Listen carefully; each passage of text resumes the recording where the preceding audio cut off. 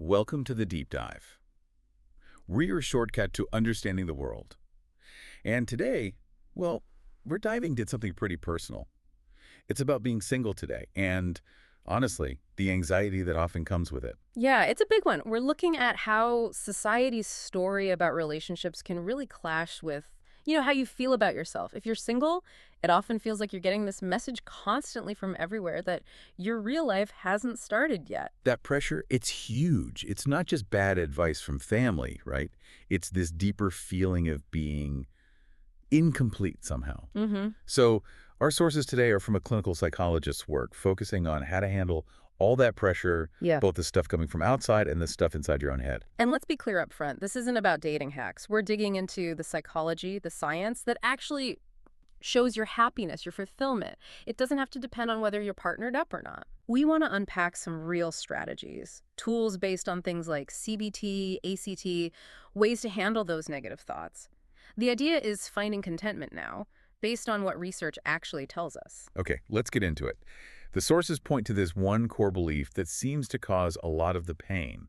This idea that your happiness completely depends on finding a partner. Yeah, the myth of coupling. Yeah. And it's psychologically tricky because you're basically handing over control of your well-being to something external, something you can't totally control. And that sets you up for disappointment. Exactly. It leads straight to this thing psychologists call the hedonic treadmill. Yeah, the classic idea that we kind of have a set point for happiness. Like you get a promotion, you feel great for a bit, but then you just adapt and go back to your usual baseline. Precisely. And our sources take that idea and apply it right to relationships. They call it the husband treadmill. Okay. So whether it's an amazing first date, feels totally life-changing, or a really painful breakup, the research suggests that eventually your emotional baseline just kind of pulls you back. So even big positive things like getting married don't guarantee lasting bliss. We just adapt. Pretty much, yeah. Adaptation is powerful. It helps explain a case mentioned, Juliana. She stayed in a really unhappy marriage for 13 years because the thought of being single again was just terrifying. Yeah. She was stuck on that treadmill, right? Always looking back at the blissful honeymoon phase, thinking being married was the only way to hold on to happiness, even when it clearly wasn't working. Yeah, that really shows how strong that myth is. And the cultural stuff doesn't help. I mean, think about it. There's still no positive equivalent for single women like confirmed bachelor, is there? Not really, no. The language itself often makes single women feel, outdated or just less than. Mm-hmm. But the data really pushes back against this. Research by Sanja Lubomirsky, the positive psychologist, she found that external circumstances, relationship status, money, where you live, they actually account for a surprisingly small slice of your overall happiness. How small are we talking? Around 10%, just 10% of the variation in happiness level seems to come down to circumstances. Only 10. So what makes up the rest? Well, a huge chunk, maybe up to 50%, seems to be about deliberate things you do. Your actions, your mindset, how you manage your thoughts. That stuff matters way more than whether you're single or married. Okay, so if circumstances aren't the main driver, then the frustration people feel, it must be coming more from inside, like getting trapped in their own thinking. That's definitely what the sources suggest. It's an inside job, really. One big culprit is something called emotional reasoning. Emotional reasoning. Yeah, it's like the pseudo-logic where your intense feelings make you jump to these really inaccurate, often quite negative conclusions about reality. Because your emotion mind just grabs the steering wheel and suddenly a fear feels like a fact. Exactly that. Like the thought process goes, okay, I've been single for 5 years, my last date bombed, therefore. I'm doomed to be alone forever watching reruns. Right. The feeling of loneliness dictates the future, no matter what the actual odds are. And the research shows how damaging just anticipating being alone can be. There was this one study, kind of startling. They gave people an IQ test. Mm-hmm. Then they told some of them, falsely, based on some bogus personality test, that they were likely to end up alone later in life. Ouch. That's harsh. Yeah. And then they had them retake the IQ test right after getting that news. What happened? Their scores dropped. Measurably worse. Just the anticipation of future loneliness seemed to drain their cognitive ability right there in the moment. Wow. So worrying about future loneliness actually makes you less capable now? That's huge. It shows how catastrophizing just doesn't work. It really depletes you. So if just thinking about future pain is bad, what about actual rejection, like dealing with modern dating stuff? Yeah. ghosting and all that. Oh, that's gotta be worse, right? Because it feels like concrete evidence. Yeah, you weren't chosen. And it hits the self-concept hard. There's a study mentioned from the University of Florida, Tyler Stillman. They looked at perceived rejection, even feeling rejected by a stranger in an online game. Even anonymously. Yep. Participants reported feeling less purpose, lower self-worth almost immediately, and they were quicker to give up on frustrating tasks afterwards. That link between rejection and self-worth happens that fast. So, like the client Rachel mentioned, who feels awful after a date fizzles, saying, even loser guys don't want me, she's directly tying her entire worth to that one interaction. Exactly, it fits the pattern. And this whole negative cycle gets fueled by rumination. Ah, rumination.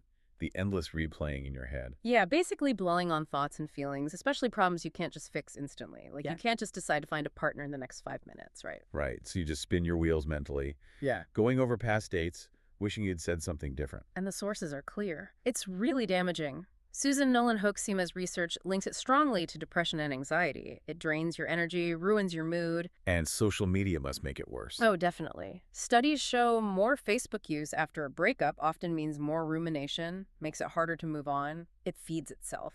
And this dwelling, this rumination, feeds into regret too, doesn't it? Yeah. That painful feeling about the past. Yeah, the sources offer a neat little equation for intense regret. Regret equals rumination plus self-blame. Rumination plus self-blame, Okay. regret. Okay. And we see this with the client Casey. She spent years regretting breaking up with her high school boyfriend, this rock star guy. She was basically haunted by a ghost of what might have been. Totally. It's called counterfactual thinking. She built up this idealized fantasy future that never existed, ignoring the reality that they probably wouldn't have worked as adults anyway, all that suffering over a hypothetical. So how do you get out of that loop? Rumination, regret, self-blame. It sounds like a trap your own mindsets. Well, the path out involves two main things, according to the sources: mindfulness and self-compassion. Okay. The idea is to practice noticing those painful thoughts, like Casey's rock star fantasy, and seeing them for what they are, just inaccurate messages from our emotion mind. You see the thought, but then you actively choose not to follow it down the rabbit hole. That sounds hard. Choosing not to follow a thought that feels so real and urgent. It definitely takes practice, but here's the key part.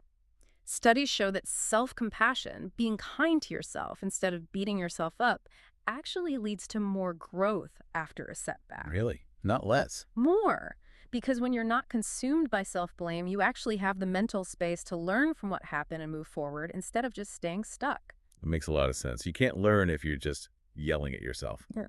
Which kind of brings us to this really powerful mindset shift the sources talk about, using that amazing study with the hotel housekeepers. Oh, that study's fantastic. Yep. It really shows the mind-body connection. Alia Crum, the psychologist, split housekeepers into two groups. One group, the experimental one, was simply told that their daily work, cleaning, lifting, all that was good exercise and met health guidelines. And they didn't tell them to do anything differently. Nope, they didn't change their habits at all.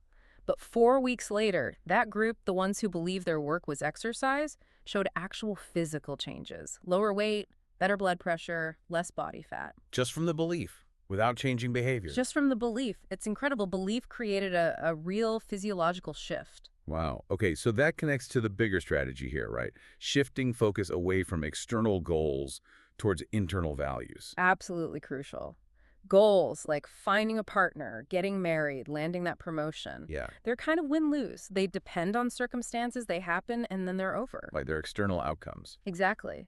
But values, what the sources call eulogy virtues, like being kind or brave or persistent or creative, those are about how you live day to day. They give you a continuous sense of purpose regardless of the outcome. So the value is in the effort, the process, not just the prize at the end.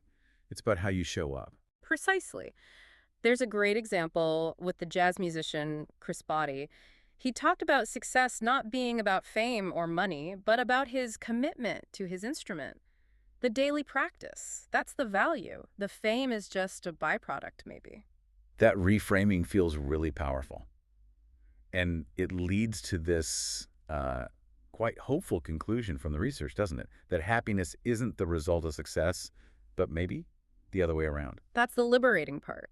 Being in a positive emotional state actually helps you build resources. It makes you more sociable, more altruistic, better at resolving conflicts. So focusing on your well-being now, living by your values, It doesn't just make being single better, it actually makes you more likely to succeed in general, including finding a partner, potentially. Exactly. But finding a partner stops being the only point, the mandatory finish line. You're building a fulfilling life regardless. You're ensuring you live fully today, you become more resilient, more open, which naturally creates better conditions for connection anyway. You basically take your power back from the external circumstances. You got it. But there's one more catch, right?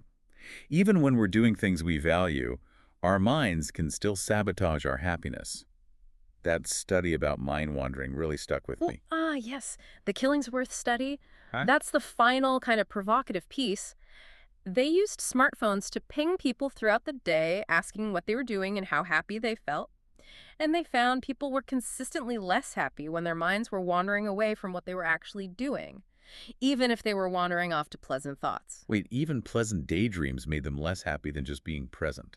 That's what they found. So, daydreaming about your future amazing partner while you're, say, hiking or painting, it actually makes you less happy than just fully being in the hike or the painting. That's profound. The wandering itself steals the joy no matter where the mind goes. Seems like it. So, the challenge then for you listening is to bring that focus. Think about an activity this week that really lines up with your core values, not your relationship goals, your values. Schedule it. And then, when you're doing it, really try to be there. Catch your mind when it wanders, gently bring it back. Can you fully experience the value, the potential joy of that present moment? That seems to be key.